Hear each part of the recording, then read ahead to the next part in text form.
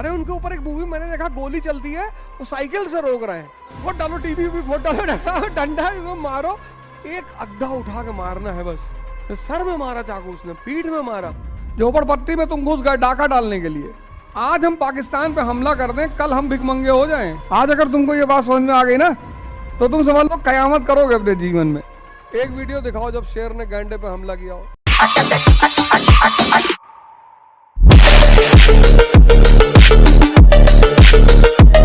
इतिहास की जो लड़ाइयां हैं वो बहुत इंपॉर्टेंट है, क्योंकि वो इकोनॉमी के लिए लड़ी जाती है। लड़ाई दो तरह से है, एक सामाजिक, एक ऐतिहासिक। मैं दोनों पहले दिन डिस्कस कर चुका हूं। और जिस राजा ने भी इकोनॉमी छोड़कर कोई लड़ाई की वो मारा गया। जैसे हम पाकिस्तान पर हमला क्यों नहीं करते? नंगा मुल्क है। तुम चोरी करने के लिए अगर कूदो झोपड़पट्टी में तुम घुस गए डाका डालने के लिए, पता लगा तुम ही पकड़ गए, तुम्हारी घड़ी उतारवा लिए, सब खुद ही भिखमंगे हैं। तो जब भी तुम डाका डालने कूदोगे तो कहां कूदोगे? महल में। आज हम पाकिस्तान पे हमला कर दें, कल हम भिखमंगे हो जाएं। नंगा है, हम लुंगी बनियान पहने, वो लुंगी खींच के बनियान फाड़ देगा। तो अगर हमें लड़ना भी है तो किससे? चाइना से। वो सूट पहने हुए हैं। तो लड़ाई का नियम है, सबसे नहीं लड़ना है, शांत रहना है। तुमको जीवन में बहुत लोग छेड़ेंगे, समाज में, गांव में, परिवार में, अगल बगल, बहुत, कोई बात नहीं। और तुमको डिसाइड ये करना है कि लड़ना किससे। सबसे तो लड़ना ही नहीं, सुनना है। और सुनने का जो मजा है, तो तुम सोचो जब मेरे अटेम्प्ट्स खत्म हुए तो मैं कैसे गुजरा 4-5 साल। जो मर गया था वो आसमान से उतर के मुझको गाली दे रहा था कि भाई तुम कुछ नहीं कर। मुझे तो पहले ही पता था। हारना दुख नहीं है, हारने के बाद जो समाज का रिएक्शन है वो दुख है। और उसमें कभी कभी माँ बाप भी उनके साथ सम्मिलित हो जाते हैं। किसी बात को सुनना और किसी बात को देखना दो बिल्कुल अलग बातें हैं। पर पीस लेके करेंगे क्या जब बवाल ही करना है लाइफ में? देखो जिंदगी में कभी फालतू के उद्देश्य मत बनाना कि शांति चाहिए, खत्म हो जाओगे। क्योंकि जिस चीज का पीक देख लोगे उस चीज से मुक्त हो जाओगे। ये नियम है। तो तुम्हें आलू परेशान करता है, एक दिन इतना खा लो कि उल्टी हो जाए। खाते जाओ। और अगर उल्टी हो गई तब ना खाओ। और या तो नियम बना लो कि आलू डेली खाना है। 5 दिन बाद ये मना कर देगा कि अरे यही तो बात है, जो इसको पसंद है उसको ये हर घड़ी दारू पीने के लिए 24 घंटे तैयार है। वह नहीं कहता मैं बोर हो रहा हूं। जिसका संबंध मन से है, मन और इंद्रियों से, उन सब चीजों को लिए तैयार है ये 24 घंटा। यही तो खेल है, यही तो ध्यान है। देखो मूवी देख रहा है, बैठा हुआ है 8 घंटे, 9 घंटे, 10 घंटे, क्योंकि फिर ये जुड़ गया ना मूवी से। लेकिन योग अगर करना है तो करना, उसमें इसमें इसकी मौत है। तुम अगर इसको अध्ययन करो बहुत गौर से तो जहां जहां इसको मजा आता है वहां ये मेहनत ही नहीं करता, विरोधी, रेजिस्टेंस ही नहीं। रेजिस्टेंस छोड़ो और बैक करेगा तुमको। और जहां इसको मेहनत करनी है वहां तो अरे बाप। तो पहला हथियार फेंकता है कल वाला। ये इसका सबसे बड़ा हथियार है। मना नहीं करता, जानता मना करेंगे तो बदतमीजी हो जाएगी, तो कहता कल, तो कल होने नहीं देता। वॉर, पहली बात तो वॉर। क्या है वॉर? अगर तुम सामाजिक जीवन में देखो, सामाजिक हम लोग के जीवन में, तो ये एक अभिशाप है।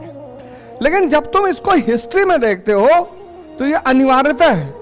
कोई चीज कैसे पर्सपेक्टिव बदलते ही बदल जाती है। कोई चीज पर्सपेक्टिव के साथ कैसे बदल जाती है। सामाजिक जीवन में ईविल है, अभिशाप है, पाप है। तभी तो बुद्ध कहते हैं अहिंसा। जिस चीज से तुम्हें कोई नुकसान नहीं हो रहा है, तो बुद्ध जब कहते हैं अहिंसा तो कहते हैं अहंकार के लिए मत लड़ो। ये सामाजिक जीवन का सिद्धांत है। वो सामाजिक जीवन में वो कहते हैं अहंकार के लिए मत लड़ो। किसके लिए? यहां ईगो के लिए नहीं लड़ना है। इस संसार में ईगो के लिए नहीं लड़ना है। और ये बात जिसको समझ में आ गई, तुम्हारा कोई दुश्मन ही नहीं है। आज अगर तुमको ये बात समझ में आ गई ना तो तुम समझ लो कयामत करोगे अपने जीवन में।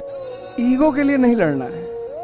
तुमको बहुत लोग जीवन में परेशान करेंगे, तुम जीवन में कंस को चुन लो बस।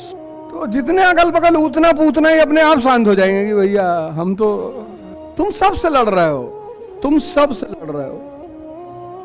कोई तुमको एक दो चार बार देख लिया, तुम गई उससे लड़ गई, बदतमीज कहीं के, जब तक वो व्यक्तिगत तौर पर तुम्हारा टच नहीं कर रहा है ना, हार्म नहीं कर रहा, मतलब ही नहीं। आज के इंसान को देखो, सबसे लड़ रहा है, हमको यही करना। अब देखो लड़की को तुमने मार दिया, उसकी वीडियो में देखा, मैं अस्थिर हो गया हूँ। सर में मारा चाकू उसने, पीठ में मारा, जो दिल्ली की स्टैबिंग जो हुई, सब अगल बगल से जा रहे हैं, एक अद्धा उठा के मारना है बस। आज भी पाषाण युग से लेकर आज तक जो चीज परमानेंट है वो यही है। अच्छा आदमी इससे डरता है अद्धे से उठाने से। तुम बस उठा लो, सामने लगा तो मारना मत पे। अब गाड़ी में मार दो गाड़ी डैमेज हो जाए, आदमी में मार दो आदमी डैमेज हो जाए। और मार इतनी खतरनाक है कि मौत से लेकर पागलपन तक हो सकता है। सर में लग गया, पागल हो गया, कोई तार वार हिल गया, पता लगा कपड़ा वपड़ा फाड़ के घूम रहे सड़क पे, तो तुम विद्रोही थे ना। अब तो विद्रोही एक अलग जमात है, विद्रोही होना एक अलग जमात। सबकी हिम्मत नहीं पड़ती, घर वाले इकोनॉमी हाथ में रखते हैं। भाई जो औरत नहीं कमा रही है उसी को तो लोग डराते हैं, घर से निकाल देंगे। और औरत को सबसे बड़ा डर किस बात का होता कि उसको घर से निकाल दोगे, और समाज उसको तुरंत क्या कर देगा, कैरेक्टरलेस घोषित कर देगा, वो चाहे कुछ भी करे। यही औरत के जीवन का सबसे बड़ा भय है, और इसी भय को पिछले 2000 साल तक यूज किया गया। आज जो पढ़ लिख ले रही है, IAS बन जा रही हूँ, पकड़ के पाया दो चीज पटका निकाल दे घर से। मजा तो तब है आप ताकतवर आदमी को धमकी दो। इकलाई बलाई पहले हम सोचे कि यार ये बाहर के लोग आए, हिंदुस्तानियों क्यों मारे यार, हम लोगों ने क्या बिगाड़ा था इनका। अब मुझे ये देखो, लिफ्ट बगल में, लिफ्ट के अंदर थूक रखा है। कितने तुम जाहिल हो मरे हुए। इस पूरे बिल्डिंग का ऐसा कोई कोना नहीं है जहां पर लोगों ने थूक कर गंद ना मचा रखी। अब वो क्लाई वलाई आए होंगे, ये थकाई नहीं खा के थूक दिए होंगे, वो पड़ गया होगा, फिर बहुत मारे से पटक पटक के, फिर इन्होंने हिस्ट्री लिखी तो बीटन, ह्यूमिलिएशन, वेरी ह्यूमिलिएशन। हम लोग भैया सीधे थे, हम लोग को मारा। सीधे नहीं, बदतमीजी करते हो तुम। जब आज दिखाई पड़ रहा है इतने पढ़े लिखे लोग, अरे कौन हो तुम, कहां से पढ़ के आए हो, क्या क्या है तुम्हारी सोच, क्या तुमने सीखा, और ऊपर से ऐंठन अलग से कि क्या कर लोगे। मिथुन दादा की मूवी आई थी चंडाल, उनकी मूवी ऐसी आती थी, जल्लाद, कमांडो।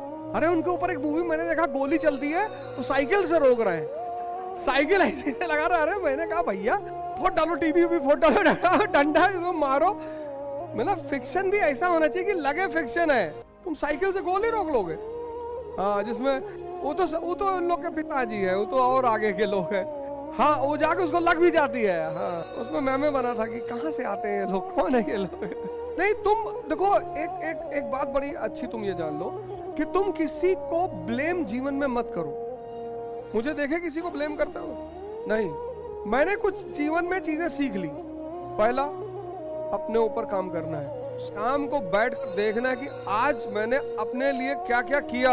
ये मेरे जीवन का पहला आधार स्तंभ है। प्रतिदिन अपने लिए काम करना, अपने लिए। कहां से पता चलेगा? डायरी से। पहला मेरे जीवन का सिद्धांत ही है, अपने लिए। फला जगह जाना है, क्यों जाना है? ऐसे थोड़ी जाना है फलाने की शादी है, होगी मैं, हम नहीं जाएंगे, नहीं करेंगे। किसी के दुख में तो जरूर जाओ, किसी व्यक्ति के दुख में जरूर जाओ, और खासकर तब जब वो तुमको याद कर रहा हो, जब तुम्हें पता है कि मेरे वहां जाने से उसके ऊपर फर्क पड़ेगा, कुछ सांत्वना मिलेगी। शादी है, मुंडन है, बर्थडे है, फलाना होगा, हम नहीं आएंगे तो नहीं मनाओगे। तो तुम कहाँ जा रहे हो प्रतिदिन, किससे मिल रहे हो, किससे बैठ रहे हो, किसको अपना समय दे रहे हो, ये बहुत इंपॉर्टेंट है। तुमको इन सब चीजों से मतलब ही नहीं है। सामान्य मन के लिए पैसा बहुत कीमती है, और असाधारण मन के लिए समय बहुत कीमती है। गीता पढ़ लो दिन में एक बार, कुरान पढ़ लो, जो तुम्हारी किताब है वो पढ़ लो। मैं ये थोड़ी कह रहा हूँ सब गीता पढ़ो। शक्ति होगी, उत्साह अपने आप होगा। सबसे क्लियर सिद्धांत है, उत्साह कहीं ढूंढने नहीं जाना। गैंडे को कोई वीडियो दिखाओ जिसमें शेर ने गैंडे पे हमला किया हो, औकात नहीं इनकी हमला करने की। एक वीडियो दिखाओ जब शेर ने गैंडे पे हमला किया हो, इनकी औकात नहीं है। इतनी ताकत है शरीर में, सिर्फ गैंडा घूम जाता है चारों पर धराओ, ये निकल लेते हैं धीरे से, गिरा मार डालेगा ही।